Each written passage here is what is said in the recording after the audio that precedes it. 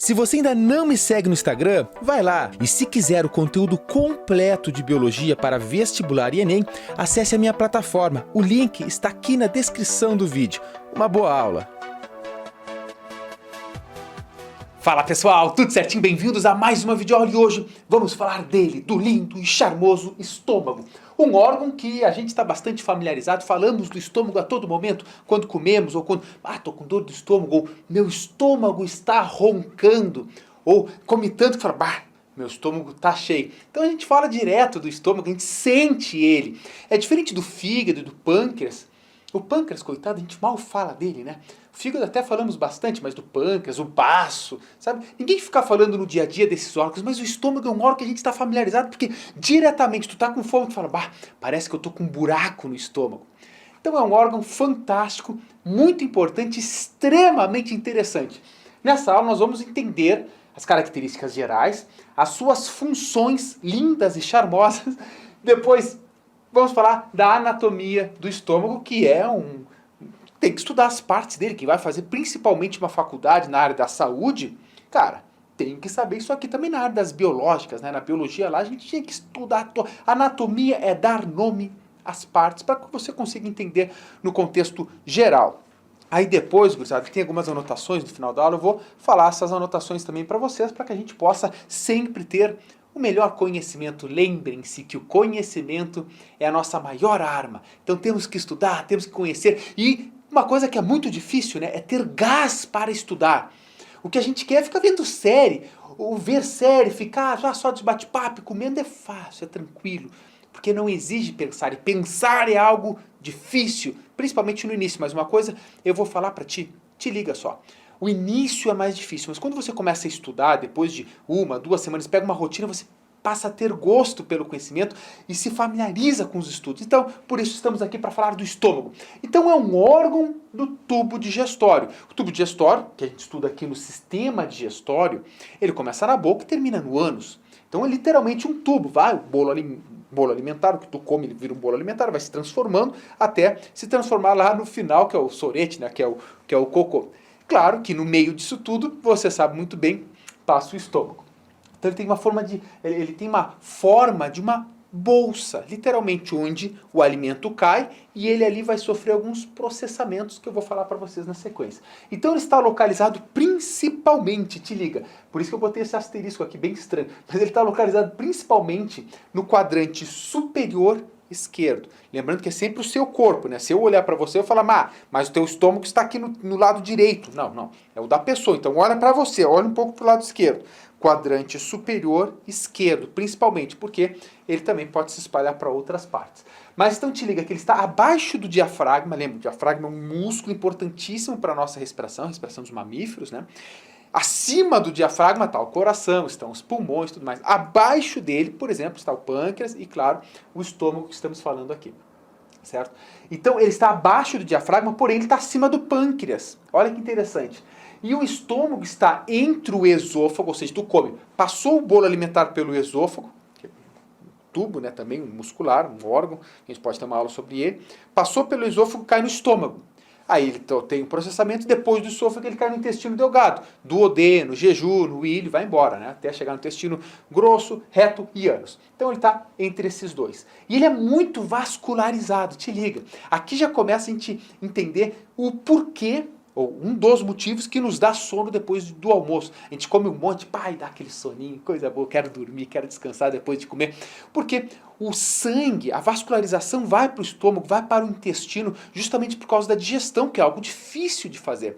E aí baixa aquela pressão, o sangue sai da concentração do sistema nervoso, continua lá, óbvio, mas ele se concentra principalmente nessa região, e você tem aquele soninho, porque antigamente tu tinha realmente que dormir, porque quando tu dormia, tu armazenava, tu recém comeu, tu pode dormir agora, porque tu vais transformar esse alimento em energia que, naquela época, tu falava, quanto mais tu economizar, melhor, né? Hoje a gente sabe que não é bem assim, porque a gente tem o acesso ao alimento, claro, que ainda tem pessoas com fome nesse mundo, que a gente tem que combater, isso é uma angústia que a gente deveria ter todos os dias, mas isso é um assunto para um outro vídeo.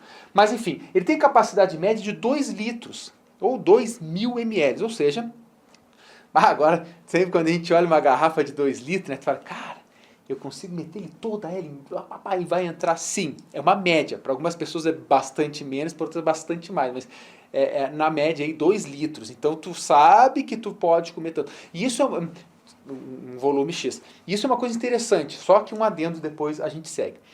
Tem pessoas que tomam muita água ou muito líquido durante as refeições. Por que é um problema durante a refeição, tu tomar muito líquido? Porque tu tende a distender o estômago. E ele, por ser um músculo e ter essa plasticidade, quanto mais você come, maior é a capacidade que ele vai ter de armazenar. Ou seja, hoje imagina que cabe 2 litros. Agora tu enche os 2 litros, toma mais água, ele vai dar aquela distendida. Nos dias seguintes ele vai ter que caber 2 litros e pouco, 2 litros e meio, 3 litros. E aí tu tem aquela tendência ao grande erro das pessoas, que é comer até ficar cheio. E não quando está realmente satisfeito. Porque a gente vai ter o primeiro estímulo do do nosso corpo entender que estamos satisfeitos, é o estômago não caber mais. Aí tu fala, pô, agora não dá mais. Quando a gente vai numa pizzaria, numa churrascaria e come feito, tu só para quando não cabe mais, que tu já começa a sentir mal. Não faça isso. Porque o que a gente tem que entender é que quando o bolo alimentar chegou no estômago, ele ainda não foi absorvido. Ele vai para o intestino delgado, onde toda a energia, todos os açúcares, as proteínas, os lipídios serão absorvidos. E só depois, minutos depois disso, que teu cérebro vai entender, pô, agora estamos com glicose, agora está tranquilo, vai cessar a fome. Isso leva alguns 10, 20 minutos, dependendo da situação, dependendo da pessoa. Então, o ideal é comer devagar e não esperar o estômago ficar cheio para parar de comer. E sim entender que aquela porção já foi o suficiente para você e você pode consultar um nutricionista para entender melhor isso. Então, vamos às funções. Você já sabe. Função de digestão, claro. Então, ele primeiro, uma função importante, que é armazenamento temporário do alimento. Ele cai ali, ele não vai imediatamente seguir para o intestino delgado. Não vai, não pode, porque ele tem que cair ali e vai ter vários estímulos da gastrina para liberar o ácido clorídrico depois e ter uma acidez, depois vem o pepsinogênio que vai se transformar em pepsina para começar a digestão, que vai começar a digestão das proteínas. Então ele tem que ficar parado um tempo ali para todo esse mecanismo fisiológico dele começar a funcionar e a digestão daquele alimento que caiu iniciar também. Eu vou deixar aqui no card uma aula de sistema digestório que você pode abrir e entender todo o mecanismo, da boca ao ânus, tudo que acontece. Lá a aula completa, aqui específico e mais aprofundado em questão do estômago só, ok? Mas enfim, então essa aqui é uma bolsa, como eu falei para vocês, e fica armazenando temporariamente para que enzimas possam funcionar ali. E obviamente, além desse armazenamento temporário, tem a digestão. Existem glândulas, obviamente, né, em toda a parte interna do estômago, na luz do estômago, e estas glândulas podem ser chamadas, né, tem vários tipos, mas por exemplo, fúngicas, cardíacas e pilóricas, de acordo com aonde elas se encontram, que eu vou falar para vocês aqui. Ok, estas glândulas, tá, elas vão secretar o que a gente chama de suco gástrico. O que é o suco gástrico? É o líquido do estômago onde estão todas essas substâncias. Então, obviamente, tem glândula ali para secretar. De onde é que ela vai surgir? Não, ela surge a partir de secreção. Então, é uma capacidade imensa de secretar esse suco gástrico com todas essas substâncias que eu vou falar para vocês. Então, suco gástrico é algo importantíssimo do estômago. Que imagina só, tá lá teu estômago.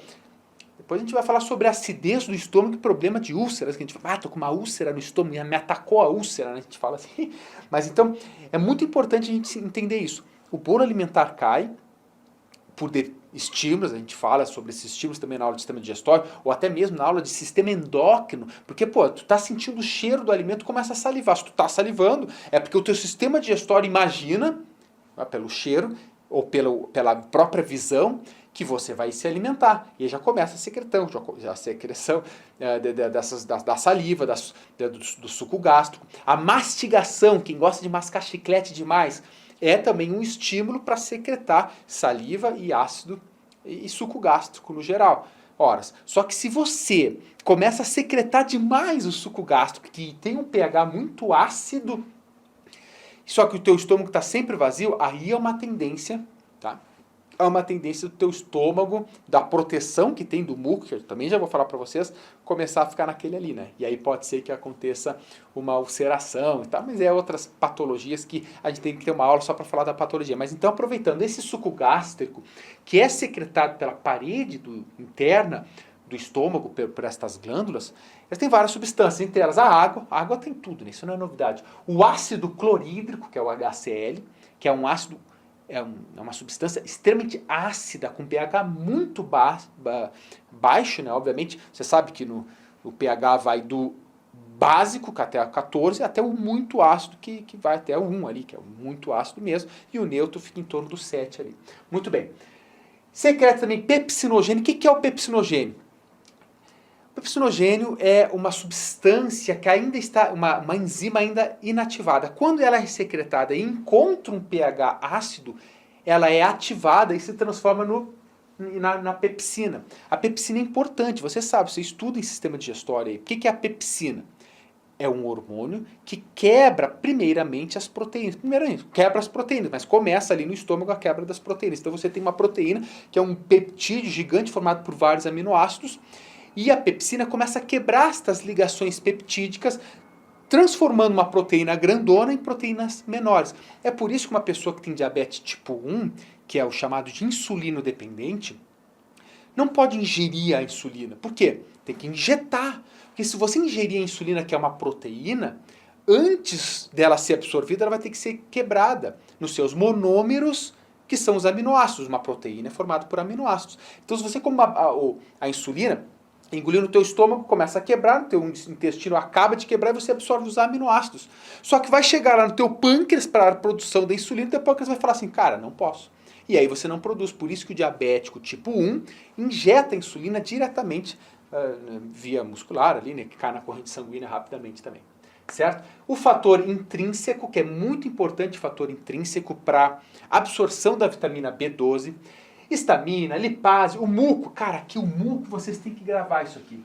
Porque o muco é o responsável, a mucina, né? Opa, caiu aqui. Que é responsável pela proteção do estômago. Essa é uma pergunta muito boa. Como é que o ácido clorídrico não corrói a parede do estômago? Então ele vai chegar na parede do estômago, vai ter um muco, uma glicoproteína, tá? Que é a mucina, esse muco, que vai inibir, que vai impedir, na verdade, que esse ácido encoste diretamente na parede do estômago. É óbvio que quem toma muito medicamento, quem fica muito tempo de barriga vazia, quem, sabe, tem esses estímulos de olfato, quem masca muito chiclete, há uma tendência maior de ter um problema estomacal pelo ácido. Por quê? Ele vai ser produzido em excesso, embora tenha lá esse muco protetor, depois de muito tempo pode acontecer de ter isso aí, certo? O bicarbonato também atua junto com o muco, então ele está lá na parede mais interna, ali na porção mais interna aqui. O que é o bicarbonato? Ele vai pegar a acidez e vai diminuir. Então é também uma proteção juntamente com esse muco. Tá? Gastrina, que é um hormônio muito importante também. A gastrina, ela vai potencializar, é um hormônio que vai potencializar a produção do suco gástrico. Então ela é produzida também para aumentar o suco gástrico. Então esses aqui, gurizada, são alguns. No final da aula, depois eu vou falar um pouco mais detalhado de alguns desses componentes aqui, mas daí é mais aprofundado e tal. Estamos falando aqui uma aula mais para a gente entender as funções do estômago, que já falamos aqui, que é obviamente na digestão. E aí tu tem que te ligar numa coisa, a digestão do estômago se dá principalmente para a quebra das proteínas, grava isso. Na boca, com a amilase salivar, você começa a digerir os açúcares. No estômago, você começa a digerir as proteínas. Isso é importantíssimo, e claro, para isso tem esse armazenamento temporário para preparar esse bolo alimentar para ganhar sequência no teu intestino delgado, certo? Outra coisa importantíssima que também você pode incluir como função do estômago é a ação bactericida, porque como o ácido clorídrico, que tem um pH muito ácido, é uma proteção, porque a maior parte das bactérias vão chegar ali e falar, cara, aqui não tá bom para mim, tá muito ácido, e elas vão acabar morrendo. Então é uma proteção. Claro que tem bactérias que passam, óbvio. Tem outros protozoários, vermes que passam? Claro que sim. Só que é uma primeira barreira de proteção para o teu sistema digestório. Então, interessantíssimo. Agora, rapidamente, da anatomia. Uma coisa interessante é que nem todos os estômagos são iguais. Um estômago pode ser mais para baixo, pode ser mais curvado, pode ser em forma de J, pode estar mais para cá. E ele tem algumas classificações de acordo com essas variações anatômicas. Tá tudo bem. Fala, professor, se eu tiver esse e aquele, tô ralado, não, isso aí é um problema, não. são só formas, variações anatômicas que a gente chama de biotipo da pessoa, do estômago daquela pessoa. Então eu vou jogar uma imagem e você vai entender. Existe o hiperestênico, que é aproximadamente 5% da população, o estênico, que é aproximadamente 50% da população possui esse biotipo de estômago, o hipostênico, que é aproximadamente 35% das pessoas, e o astênico, que gira em torno de 10% das pessoas. Ok, isso aí é só uma variação anatômica para você entender que tem isso, né? Eu não ia deixar passar, embora não seja de grande importância, mas, por exemplo, se você vai ser um cirurgião do estômago, obviamente você vai saber. Aí tem pessoas que comem um monte e falam, bah, eu comi, meu estômago está aqui, só que me deu barriga aqui embaixo. Por quê? Teu estômago provavelmente vai lá para baixo, com uma tendência maior. Ok, e quais são as partes do estômago? Gente, é fácil, a anatomia do estômago é fácil. Tá? Ele tem uma curva maior, ele tem uma curva menor, tá fácil também, curva maior, curva menor. A parte de cima dele tem a região que a gente chama de cárdia, onde existe uma válvula muito importante, né, que impede o refluxo, ou seja, impede que o bolo alimentar que esteja aqui suba. De maneira que é fácil a comida entrar, mas é difícil ela sair de lá. Então ela passa, é uma válvula que o bolo alimentar passa por aqui, mas na hora de voltar não volta. É claro que o vômito é um estímulo no qual essa musculatura vai abrir para você vomitar. É claro também que algumas pessoas que têm refluxo podem estar com algum probleminha ali que é tratável até com medicamento, não precisa nem ser cirúrgico, na maior parte das vezes, a partir dessa válvula aqui que impede o retorno. Então é na região cárdia, a válvula cárdia. Aqui em cima tem o fundo. Tem gente que acha o fundo deve ser lá embaixo. Não, o fundo é nessa região. E te liga, pessoal. Aqui, muitas vezes, quem come muito rápido, engole ar, pode ser que fique ar preso. E pode dar o soluço, que é quando esse ar está represado e o movimento involuntário, ou pode ficar com essas gases, que vai gerar arroto depois e tal. Então tem aqui o fundo. Aí o corpo, que é esta grande região. E aí nós temos a parte pilórica, que aqui tem o piloro, que é esse canalzinho que vai direto aqui para o duodeno em seguida, né? Daí tem o canal, certo? O canal tem uma válvula aqui também que faz com que o bolo alimentar passe, mas não retorne. Pode retornar sim. Existem alguns tipos de câncer na região que podem fazer o retorno, ou se a pessoa está vomitando demais. Já ouviu falar, vomitei tanto que saiu a bile. Pô, para sair a bile, por exemplo, teria que vir do intestino delgado já, voltar para cá, voltar para lá. Aí a pessoa tem que estar vomitando muito mesmo, mas é possível sim. Tá? Tem essa região que é chamada de antro ou antro pilórico, que é uma região mais de baixo, onde literalmente... Porque pensa comigo, a pessoa come de pé, ninguém vai comer de cabeça para baixo. Tá? Então essa parte de baixo, essa aqui é a parte de cima. Toda a secreção do suco gástrico, entre ela o ácido clorídrico, ele vai se acumular aqui embaixo. Então essa região do antro é onde fica ocorrendo principalmente a primeira mistura, porque o alimento vai caindo ali naquele ácido, no suco gástrico, onde está esse ácido, e ele vai começar a ser corroído. É fantástico esse mecanismo. Tu não pensa, professor, eu vou ficar com ácido até aqui. Né? Não fica 100% cheio. O alimento vai indo, o ácido vai sendo produzido, e ao mesmo tempo que está vindo o alimento aqui, o estômago está sofrendo os movimentos peristálticos, isso é importante, incluindo estimulado pela gastrina, né, tanto a produção do suco gástrico quanto os movimentos peristálticos, tudo isso atuando para a digestão, né, gurizada? Então você começou a comer, o mecanismo já começa. E o teu estômago faz pequenos movimentos para misturar o alimento e fazer com que a pepsina e tudo isso aqui se misture ali com o bolo alimentar para que comece a digestão nesta região do trato digestório, certo? Então vamos ver se eu não esqueci de nada aqui. Tá? Então tem o canal pilórico, aqui o piloro, a região realmente vai para o duodeno, ou seja, intestino delgado. Aqui é o esôfago, tá? Então vem do esôfago, cai aqui. Aqui tem o que a gente chama de incisura cardíaca, que é uma regiãozinha dessa curva, só isso é a curva onde está na região cárdia, né? Então por isso que a gente fala incisura cardíaca. E aqui nós temos uma incisura angular, que forma esse ângulo aqui na porção de baixo. Beleza? Tranquilo. Tem algumas pessoas, vale lembrar, que fazem o chamado cirurgia bariátrica. Pessoas que estão sobrepeso ou que têm alguma dificuldade para emagrecer, podem procurar o cirurgião e ele faz. Existem vários tipos. Uma é simplesmente eles cortam boa parte do estômago e costuram. Só que como o estômago é um músculo e pode até certo ponto se regenerar e pode aumentar de novo. Então existe uma técnica nova que eles pegam essa região, desconectam daqui, conectam lá na porção, depois da metade do intestino delgado eles conectam. Então eles fazem lá uma ginástica interessantíssima no qual o bolo alimentar, ele não vai nesse início, ou seja, tem 6 metros de intestino delgado, vamos lá. Então ele coloca mais lá para o finalzinho, então ele passa por menor porção do intestino e absorve nutrientes, sim, mas em menores quantidades, consequentemente a pessoa vai acabar emagrecendo. Tá? Então isso aqui, obviamente, não é... Eu só estou falando isso porque me veio agora, nem era a questão para falar de cirurgia bariátrica, mas é um mecanismo interessante. Ah, pô, aqui no canal, pessoal, coloca cirurgia bariátrica professor Samuel Cunha, que eu trouxe um amigo meu, professor Silvestre, professor de geografia, que ele fez cirurgia bariátrica e com ótimos resultados, ele explicou tudo lá para nós. Tinha até esquecido desse vídeo, eu gravei acho que em 2017 ou 2018, né? Interessantíssimo, façam isso que vocês vão gostar do vídeo lá. Muito bem, certo. Agora eu vou pegar algumas anotações aqui, tá? Para que a gente possa discutir sempre coisas mais aprofundadas. Deixa eu ver aqui eu não coloquei também. Por que tem esses 3 pontinhos? Porque são os principais, tem outros também. Por exemplo, a somatostatina inibe a gastrina, também é liberado pelo suco gástrico. Então, a gente teria que ter uma aula específica só para ver a questão bioquímica e hormonal do estômago. Porque um hormônio vai e inibe o outro, que aí chega o bolo alimentar que vem para esse aqui, mas daqui a pouco aquele outro já vem para inibir a gastrina.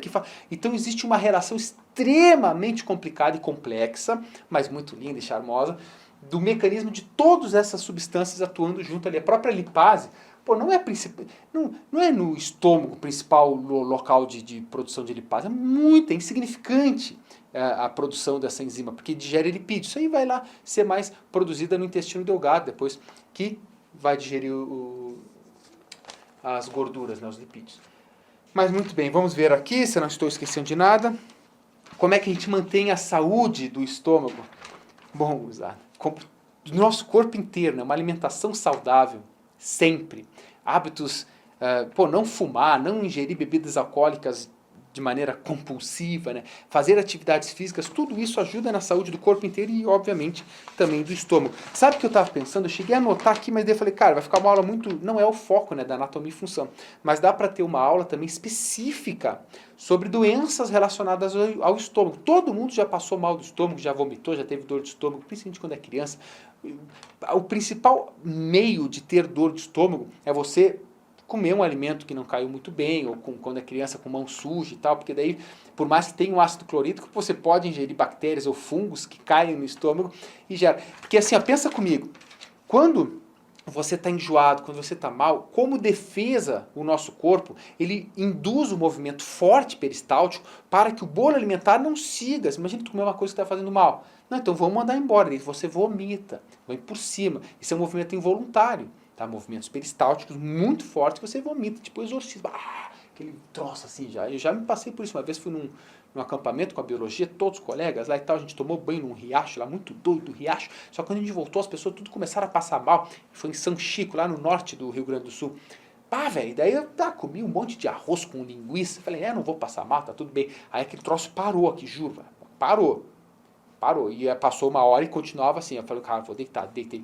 Deu, sei lá, meia hora, me acorda assim, enjoado, troço veio. Saí, cara, eu juro pra vocês, nunca tinha me acontecido isso, só que eu já vomitei quando era criança. Isso aqui eu tinha 25 anos, talvez 24, 25 anos, estava na graduação ainda. Então devia ter 23, 24 anos, na verdade. Aí, eu me lembro que eu saí, cara, fui tempo de sair da barraca, abrir a boca e deu. Só foi abrir a boca, não fiz mais nada. O estômago fez um movimento forte e saiu um cano, assim, tudo... vomitando, saiu uns 2 metros de distância. Juro pra você, nunca vomitei com tanta força. E o troço parecia que não ia sair. Eu devo ter ficado uns 10 segundos. Velho, esvaziou meu estômago. Imagina, 2 litros podia ter no meu estômago. Ali deve ter ido 1 litro. Bom, resumo da ópera, né? Mais da metade do acampamento passando mal, veio corpo de bombeiros, porque era um lugar meio inacessível. A gente foi tudo pro hospital, tomou Plasil na veia, e ficou tudo mal, muito louco. Em cima e era embaixo. Velho. Imagina num acampamento assim. Foi bizarro, mas hoje a gente ri disso, né? E é isso aí, gurizada. Aí tem várias, deixa eu ver, já até 24 minutos já. Tem várias e várias doenças, eu não vou ficar falando aqui sobre desde úlcera até câncer e outras doenças metabólicas que a gente pode ter uma aula. Teria que ter uma aula específica sobre cada uma, porque isso é muito detalhado. Tá? Nesse caso aqui, o que eu quis apresentar para vocês, características gerais, funções, função do estômago não é segredo para nenhum, tá? A função da digestão, mas como ela faz com todas essas secreções do suco gástrico, é extremamente ácido, gravem isso, é importante, só que por que isso é questão de vestibular direto, ou da tua prova da faculdade, aí já está na medicina, farmácia, enfermagem, biomedicina, aí chega lá e fala, por que o ácido, se o estômago tem ácido tão baixo, ou um pH tão baixo, ou seja, um ácido muito forte, por que não corrói o estômago? Porque tem o muco, a mucina, que é uma glicoproteína que protege. Quando você estiver estudando estudando vitamina B12, você vai ver do fator intrínseco. O que porcaria de fator intrínseco? Sem ele, você não consegue absorver efetivamente a vitamina B12, que é fundamental, importante. Enfim, estudar é lindo, pessoal. Quando a gente começa a estudar, a gente começa a entender, a gente começa a querer estudar mais. O conhecimento nos torna sedentos por mais conhecimento. É isso que você tem que pensar na sua vida. Sai da zona de conforto, gurizada. Sai, se tu tá cansado, vou descansar vendo série. Não, você vai descansar estudando biologia. Pensa assim. Ai, que barbaridade. Um beijo a todos. Tudo de bom e até mais. Tchau, tchau.